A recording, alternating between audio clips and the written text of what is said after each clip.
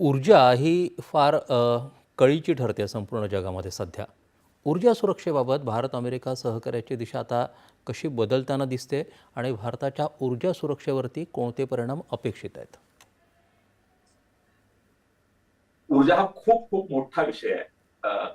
एक दृष्टिकोन असा आहे, भारत हा जगामध्ये पहिल्या चारात आहे ऊर्जा वापरण्यामध्ये. ठीक आहे. ऊर्जा म्हणजे काय, तर बरेच प्रकारची इंधनं येतात. आपण क्रूड ऑइल जी आहे, कच्चं तेल ते घेतो विकत. भारताला जे 100 बॅरल लागतं, त्या प्रत्येक 100 बॅरलच्या मध्ये 85 बॅरल आपण हे आपल्याला आयात करायला लागतं आणि तो खूप मोठा भारताला त्रास आहे. तर आपण इतर देशांवरती अवलंबून आहोत, कारण भारतामध्ये इतकंच तेल निघतं, त्यामुळे आपण इतर देशांवरती अवलंबून आहोत. आतापर्यंत काय व्हायचं, आपण आखाती देशांमधनं घ्यायचो. मागच्या 4 वर्षामध्ये आपण जास्तीत जास्त रशियामधनं घेतलं. म्हणजे 2% आपण रशियाकडनं घ्यायचो 5 वर्षापूर्वी. ते आपण 40% पर्यंत गेलो होतं रशियातनं घ्यायला. का? कारण रशियातनं आपल्याला स्वस्त मिळायला लागलं. आता तेही रशियातल्या तेलाची किमती वाढत गेलेल्या आहेत मागच्या काही महिन्यामध्ये.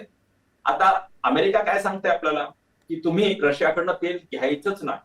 पण हे आपल्याला डिटेल्स पूर्णपणे माहिती नाहीत, त्यामुळे त्यावरती मी भाष्य करणं योग्य नाही. जेव्हा डिटेल येतील तेव्हा आपल्याला कळेल की भारत कितपर्यंत भारताने अग्री केलेलं आहे की घ्यायचं किंवा घ्यायचं नाही. मात्र दुसरी बाजू हे नक्कीच पाहायला लागेल की अमेरिकेत जे क्रूड ऑइल आहे ते सुद्धा आपल्याला अवेलेबल असेल, जर आपल्याला घ्यायचं असेल तर. म्हणजे भारताकडे जे पर्याय आहेत त्या पर्यायामध्ये अमेरिकन कच्चं तेल हा सुद्धा एक पर्याय उपलब्ध आहे. फक्त कच्चं तेलच नव्हे तर एलएनजी गॅस जो आहे तो खूप महत्वाचा आहे भारतासाठी. तो सुद्धा एक पर्याय आपल्याकडे उपलब्ध असेल अमेरिकेकडनं.